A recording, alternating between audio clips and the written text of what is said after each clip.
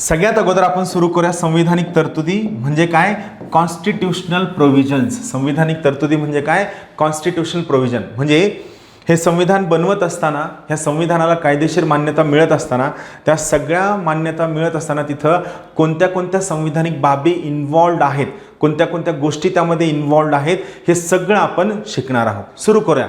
सगळ्यात पहिला वाक्य लक्षात ठेवा, संसद एखादा कर कमी करू शकते किंवा एखादा कर रद्द करू शकते, मात्र संसद कर वाढवू शकत नाही. हे जे वाक्य, हे वाक्य ॲज इट इज पाठ करा. दरवर्षीच्या परीक्षांमध्ये हे वाक्य असंच्या असं विचारलं जातं. संसद एखादा कर रद्द करू शकते, एखादा कर कमी करू शकते, मात्र कर वाढवू शकत नाही. का? पहा, लोकसभा प्लस राज्यसभा या दोन्हीला मिळून आपण काय म्हणतो, आपली संसद असं म्हणतो. आणि या दोन्हीमधनं कुणाची निवड केली जाते, प्रधानमंत्री प्लस काउन्सिल ऑफ मिनिस्टर म्हणजे मंत्रिमंडळाची निवड केली जाते. लोकसभा प्लस राज्यसभा आणि या दोन्हीमधनं प्रधानमंत्री प्लस मंत्रिमंडळाची निवड केली जाते. हा साधा सोपा सरळ कन्सेप्ट आहे, बरोबर. आता गोष्ट काय आहे पहा, सगळी धोरणं, सगळी कामं, सगळ्या सरकारी योजना या सगळ्यांसाठी कोण कारणीभूत असतं, या सगळ्यांसाठी प्रधानमंत्री आणि मंत्रिमंडळ कारणीभूत असतं, बरोबर. आता समजा प्रधानमंत्री आणि मंत्रिमंडळ यांच्यामधला सगळ्यात महत्त्वाचा मंत्री जो अर्थसंकल्पाशी संबंधित आहे, त्यांचं नाव आहे अर्थमंत्री. समजा अर्थमंत्र्यांनी एखादं बजेट संसदेमध्ये मांडलं.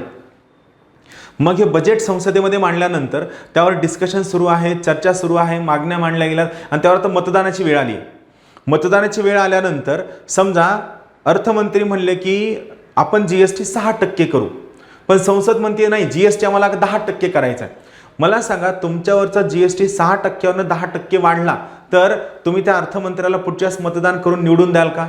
नाही. तुम्ही काय म्हणाल, पहा, सर्वसामान्य व्यक्तींना हे कळतं का की कर संसदेनं वाढवलाय?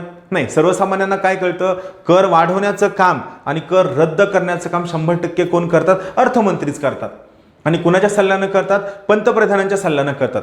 म्हणजे इथं जर समजा अर्थमंत्र्यांनी दिलेली एखादी करांबाबतची तरतूद, प्रोव्हिजन जर संसदेनं वाढवली तर अल्टिमेटली काय होईल, त्या ठिकाणी अर्थमंत्र्यांचं सरकार पडेल, पंतप्रधानांचं सरकार पडेल आणि मग सरळ सरळ कार्यकारी मंडळ आणि कायदे मंडळ म्हणजे प्रधानमंत्री, मंत्रिमंडळ आणि संसद यांच्यामध्ये भांडण व्हायला सुरू होईल.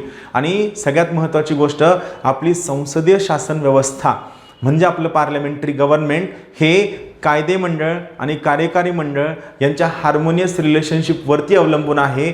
आपली संसदीय शासन व्यवस्था ही कायदे मंडळ आणि कार्यकारी मंडळ यांच्या भांडणावरती, यांच्या विरोधावरती अवलंबून नाही. आलं लक्षात? त्यामुळे ही महत्त्वाची बाब, संसद एखादा कर कमी करू शकते, एखादा कर रद्द करू शकते, फक्त संसद एखादा कर वाढवू शकत नाही. हा सगळ्यात महत्त्वाचा मुद्दा लक्षात ठेवा. यावर प्रश्न विचारला जातो म्हणजे जातो, ही सगळ्यात बेसिक मुद्दा आहे.